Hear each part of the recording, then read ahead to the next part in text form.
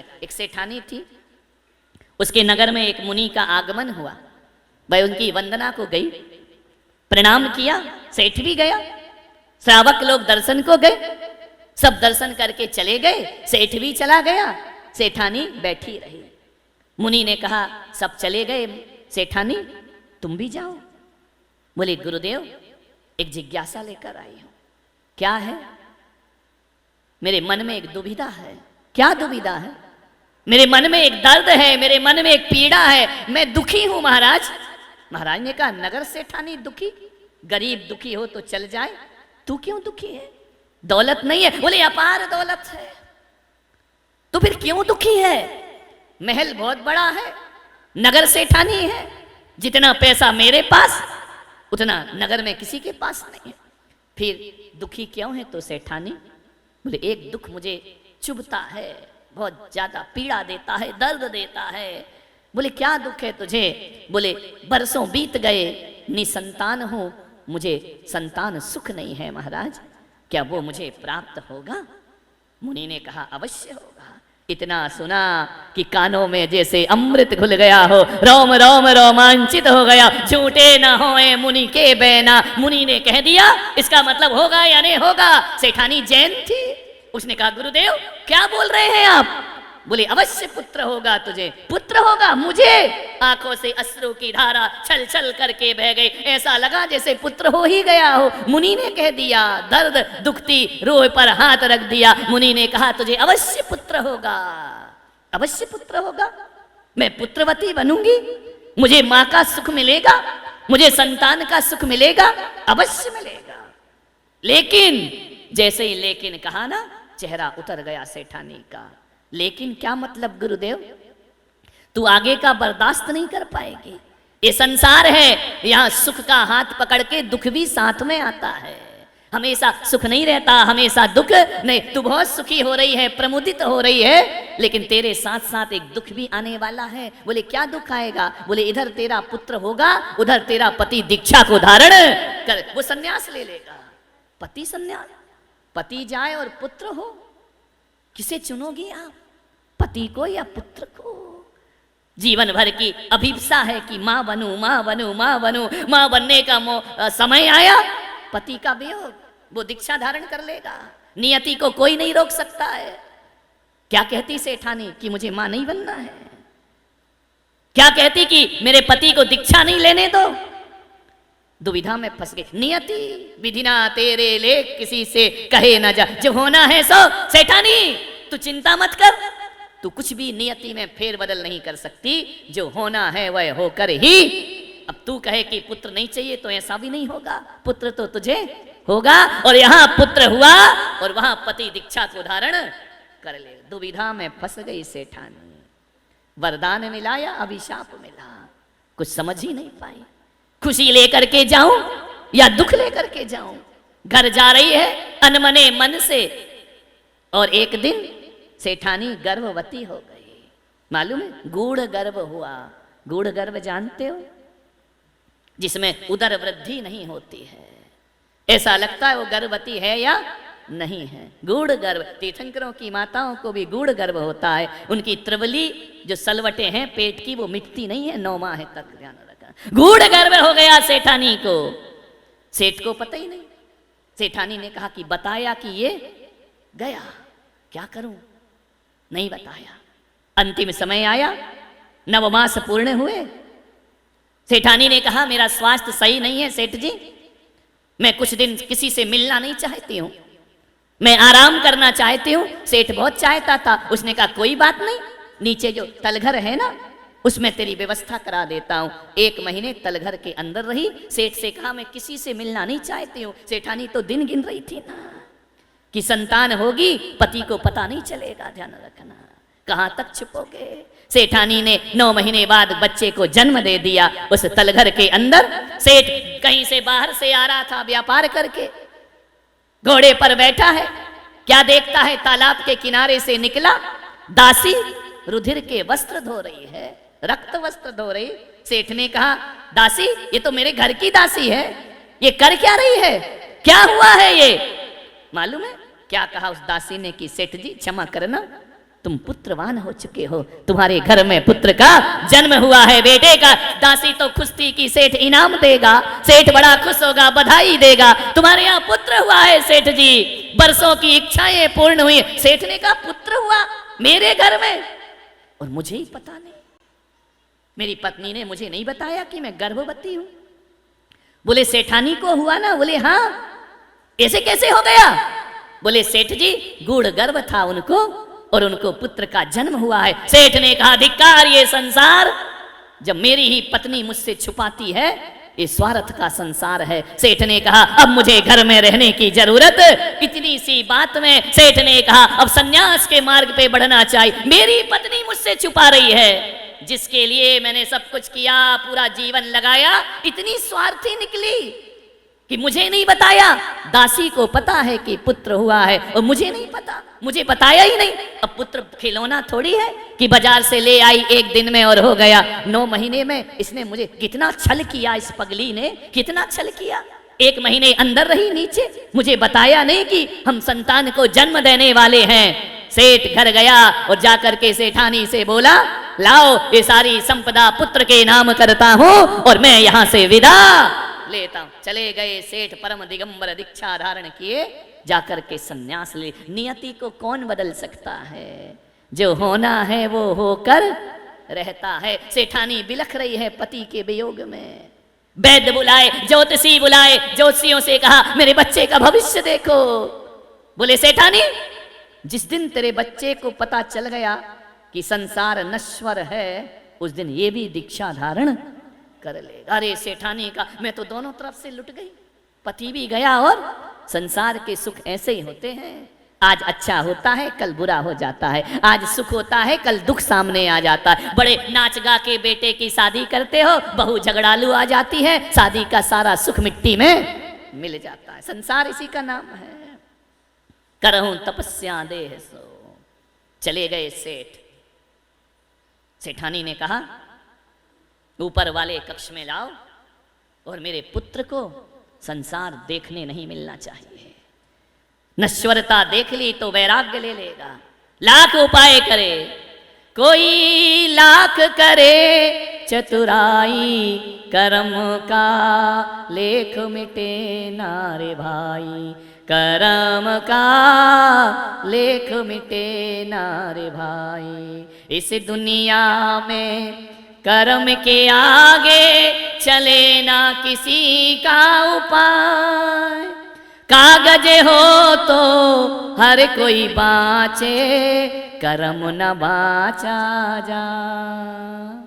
एक दिन इसी किस्मत के कारण बन को गए थे रघुराई रे, कर्म का लेख मिटे नारे भाई। जरा समझो इसकी सच्चाई रे, कर्म का। कितने हम कर्मों के लेख को बदलने का प्रयास करते हैं। नादान हैं जो परिस्थितियों को बदलने का प्रयास करते हैं। नहीं, जो होना है वह होकर ही रहेगा। बंद कर दिया कमरे में। मालूम है इतना बड़ा हो गया पुत्र, जवान हो गया, दुनिया नहीं देख लेती। मोह ने बांध लिया बंधन में, कहीं नहीं जा सकता, तो अंदर ही रहेगा।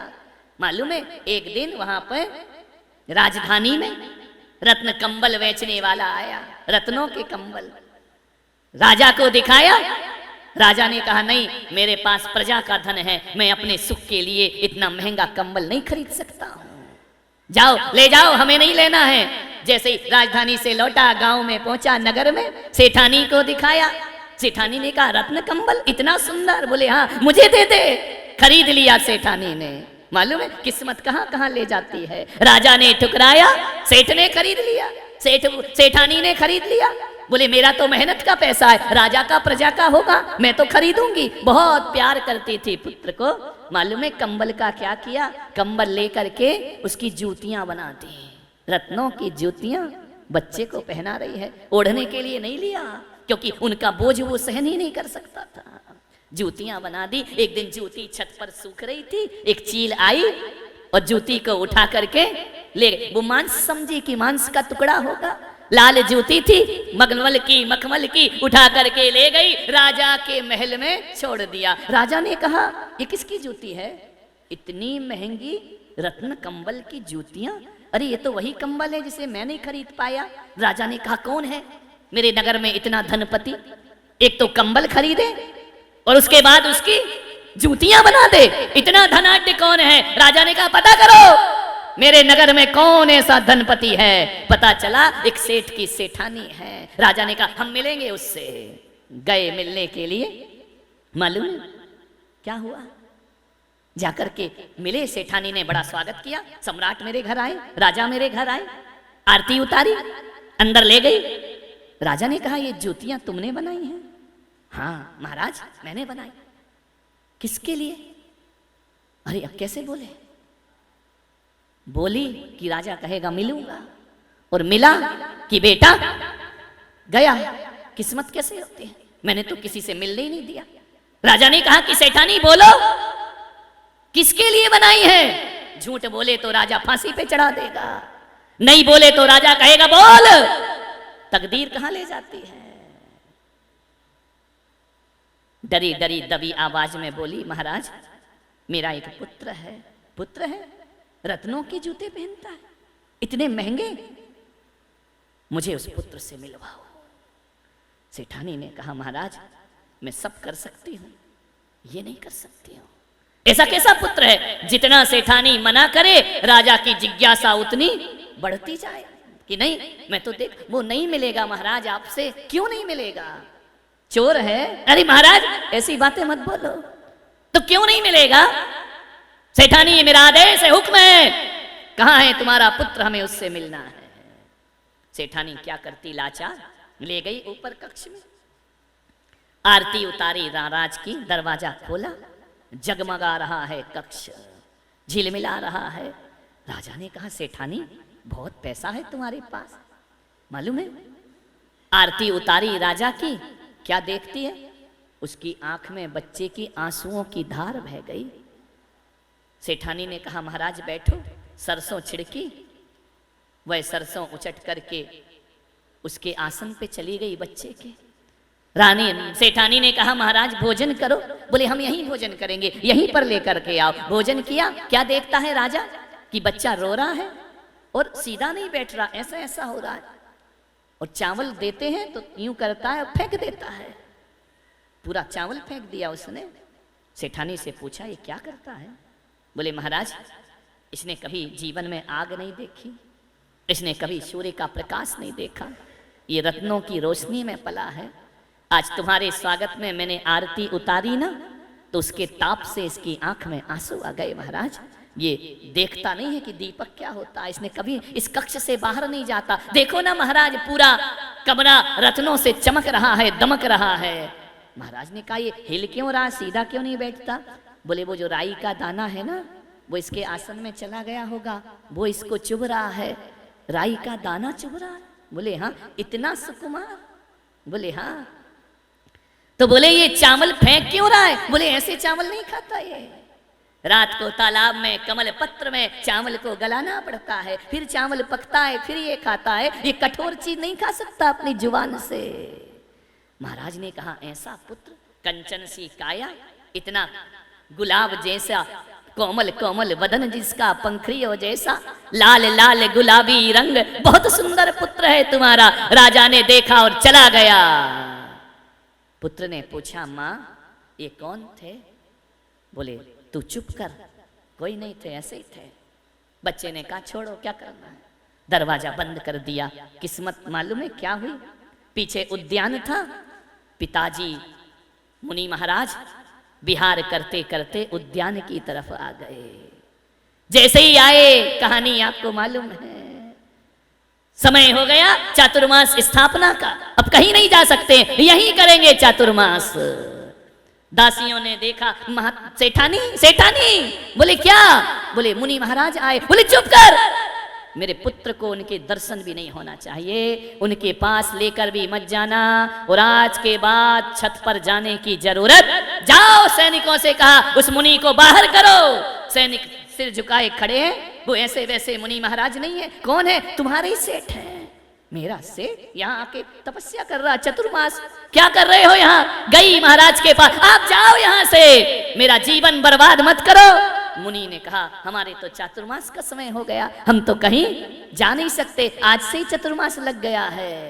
सेठानी ने कहा कोई बात नहीं, मेरे पुत्र को दर्शन मत देना कभी। चली गई सेठानी, 4 महीने बच्चे को बाहर नहीं निकलने दिया, भोजन अंदर, हर चीज अंदर, स्नान अंदर, सब कुछ अंदर। मालूम है सेठानी के बगीचे में जो फूल लगे रहते थे ना, वो रात में तोड़ लिए जाते थे, क्योंकि झरता हुआ फूल देख लिया तो इसे वैराग्य हो जाएगा, पीला पत्ता देख लिया वैराग्य हो जाएगा। क्षणभंगुरता के सारे दृश्य उस सेठानी ने अपने महल से सब तरफ से हटा दिए। बिजली चमकते नहीं देखना चाहिए, ऐसे कुछ मत दिखाओ, ऐसी मोह में अंधी हुई वह माँ। क्या हुआ, एक दिन चतुर्मास का विसर्जन होने लगा। मुनि महाराज सुबह सुबह भक्ति पाठ पढ़ रहे, झरोखा खुला रह गया। क्या देखता है, कोई कुछ पढ़ रहा है। देखा, अरे ये नग्न व्यक्ति कौन बैठा है, ये क्या पढ़ रहा है। उसने दासी को बुलाया, दासी हो, ये कौन है। दासी ने झट से खिड़की बंद कर दी। पागल हो तुम, मत देखो, वो कपड़े क्यों नहीं पहनते हैं। बोले रहने दो, वो पागल है, उनका दिमाग खराब है। उसने सेठानी से कहा कि माँ पागल कौन होता है। उसने तो जाना ही नहीं कि पागल कौन है। अरे बोले वो पशु हैं। माँ ये तो बता पशु कौन होता है। मैंने तो पशु ही नहीं देखे अपने जीवन में, मैंने तो पागल व्यक्ति नहीं देखा अपने जीवन में। माँ मुझे वहां जाने दो, मुझे देखने दो। नहीं बेटा वहां नहीं जाते। ताला डाल दिया, बच्चे को अंदर बंद कर दिया कि एक पहर की तो बात है, ये चले जाएंगे विहार करके, इसे दिखना नहीं चाहिए। मुनि महाराज चैन नहीं, सुध बुध नहीं, कौन है कौन है, रात को दिन को, अब बच्चे को चैन नहीं, वो है कौन, ऐसा क्यों बैठा है, इतने मधुर कंठ से भक्ति पाठ क्यों कर रहा है। माँ मुझे क्यों नहीं जाने देती उनके पास, क्यों उनसे मिलने नहीं देती। रात का समय, अर्धरात्र का समय, माँ की धोती ली, खिड़की से बांधी और ऊपर से उतर गए नीचे। विधना तेरे लेख किसी के समझ ना आते हैं। जो होना है तो कोई रोक सकता है। आंसू बहाओ, रो, बिलखो, चिल्लाओ, नियति में जो है वह तो होकर ही रहेगा। ऐसे उतर रहे हैं सुकमाल से हाथ पैर, सुकमाल नाम जिनका, मालूम है, उतर रहे हैं, छिल गए, खून की धाराएं लग गई। कभी रगड़ नहीं खाई थी, कभी बिस्तर पे सलवट आ जाए तो नींद नहीं आती थी उनको।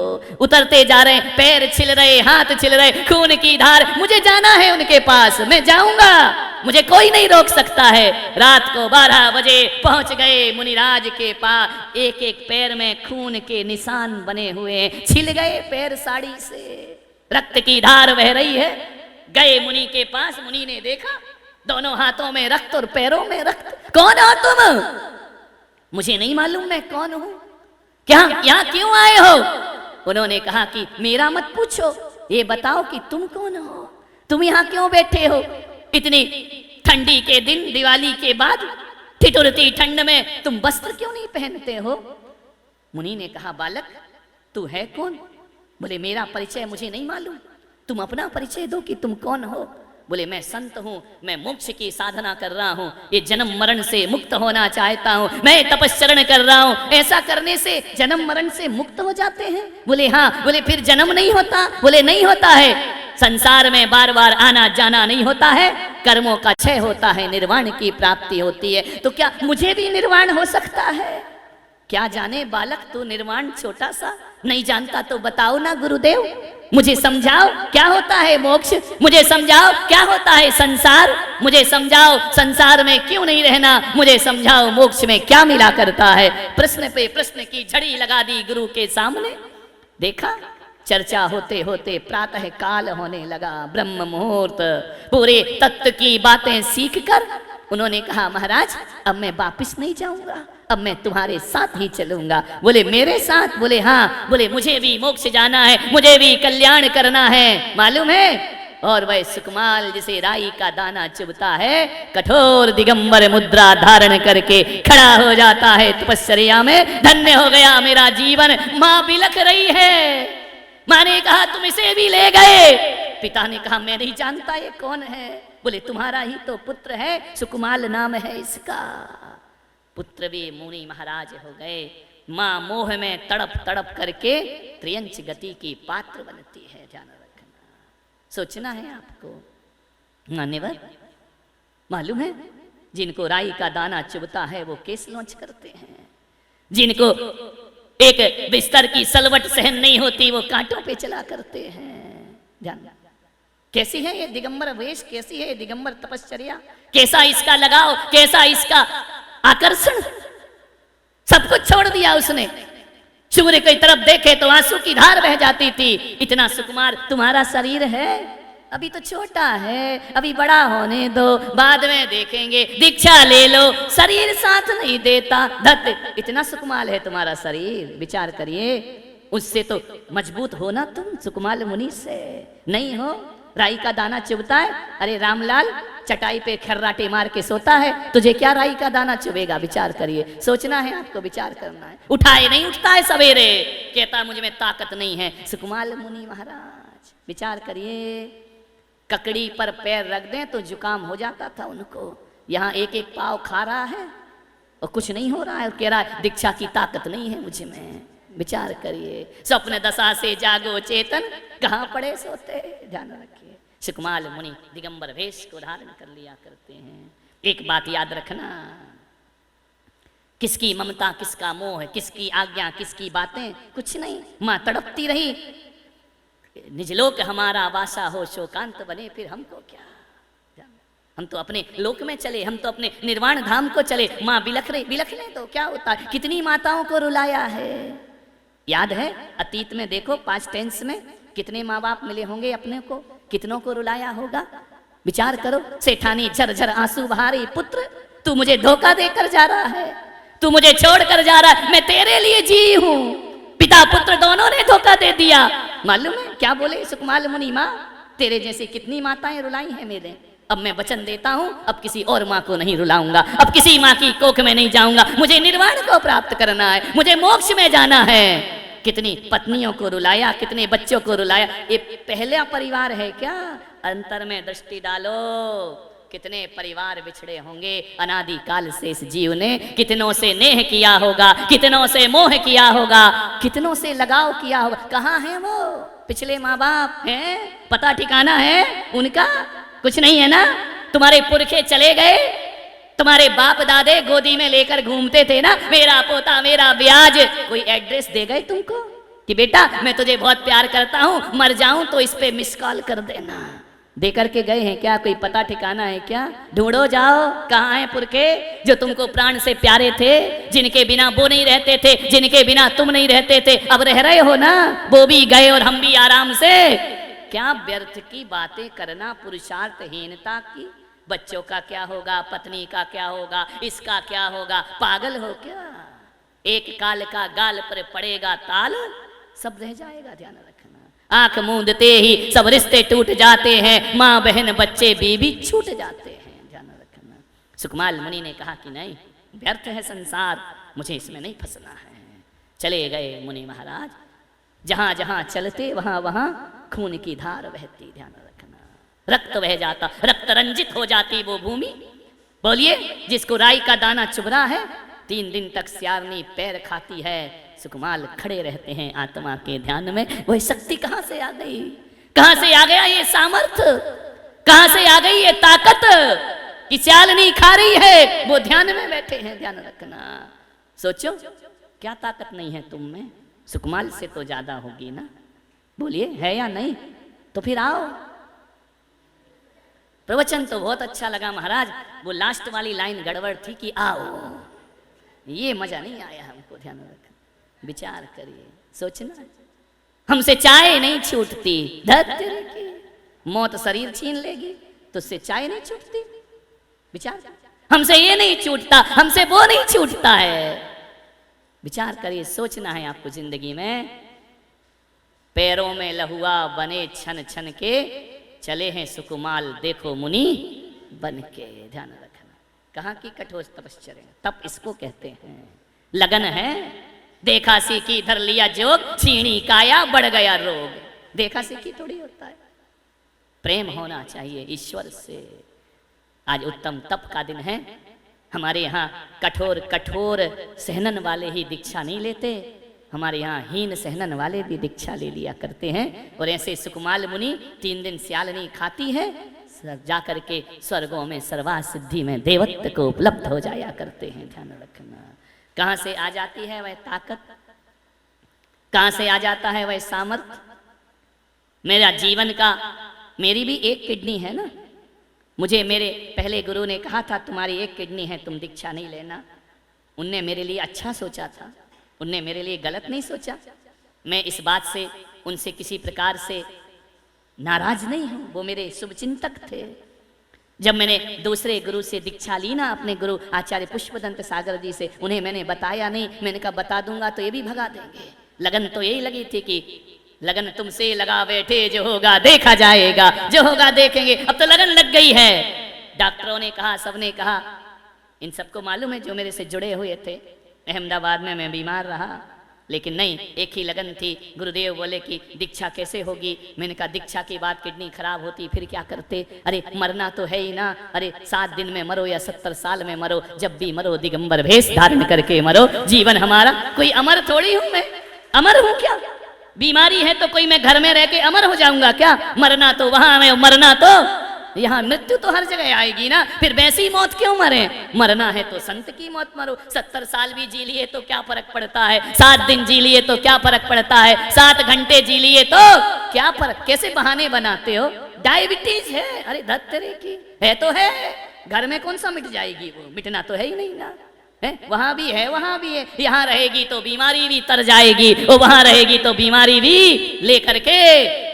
क्या बहानेबाजी बहुत है तुम्हारे पास, इतने बहाने हैं नहीं लेने के। विचार करिए, पैदल नहीं चल पाएंगे, अरे कंधे पर ही जाएगा ना, उस समय क्या करेगा?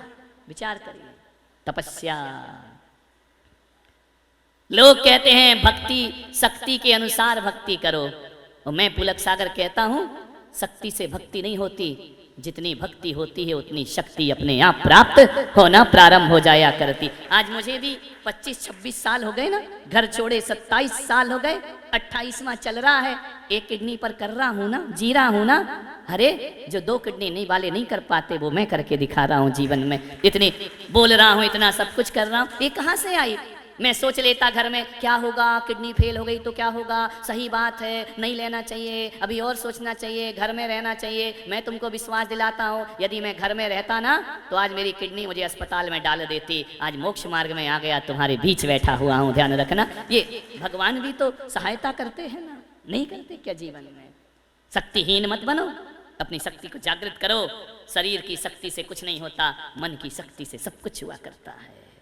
विचार करें। ये कई महिलाएं बड़े नखरे कर रही थी, हम शिविर में नहीं बैठेंगे, क्या होगा, कैसे होगा, कैसे करेंगे, कैसे आएंगे। अरे मैंने कहा आओ तो, घबराते काहे को? ऐसा शादी में नहीं सोचा कि ससुराल गड़बड़ होगी तो क्या करेंगे, सास सही नहीं मिली तो क्या करेंगे, ये जो पति मीठी मीठी बातें कर रहा बाद में बदल गया तो क्या होगा, हमारी इज्जत नहीं रही तो क्या होगा, झगड़ा हो। अरे शादी में तो ऐसा डू एंड डाई हो जाता है, जो भी होगा देखा जाएगा। इसमें क्यों नहीं होता है मेरे भाई? एक अनजान घर में अपनी जिंदगी लगा देते हो, ऐसा अनजान से प्रेम हो जाता है कि 20-20 साल से जिन माँ बाप ने पाला है उन्हें छोड़ देते हो। किसके लिए? एक अजनबी के लिए। ध्यान रखना, अरे एक अजनबी के लिए जब माँ बाप को छोड़ सकते हो तो परमात्मा के लिए संसार छोड़ दो, तो इसमें कौन सी बड़ी बात? सब कुछ हो जाता है जीवन में। सुरेश जी क्या विचार बन रहा है?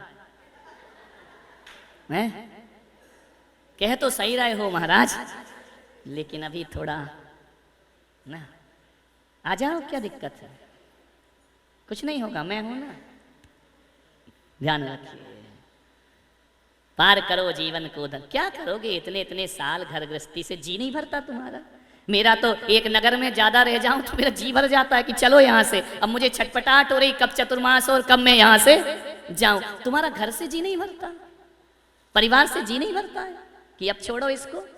तुम्हारा नहीं भरा, बच्चों का भर गया, वो विदेशों में चले गए, तुम छाती से लगाए बैठे हो। जी नहीं भरता कि 60 साल से तो हो गए, 50 साल से छोड़ो ना, ये कुछ नया जीवन जीते हैं, कुछ नई जिंदगी जीते। आत्मा तृप्त नहीं होती है? नहीं, मेरा बेटा मूल से प्यारा ब्याज के सोचना, कभी तो जी भरता होगा ना। हाँ, जब ये लड़ती होगी तब भरता होगा जी। लेकिन सुरेश जी हमारे ऐसे हैं, वो उसे लड़ने ही नहीं देते हैं।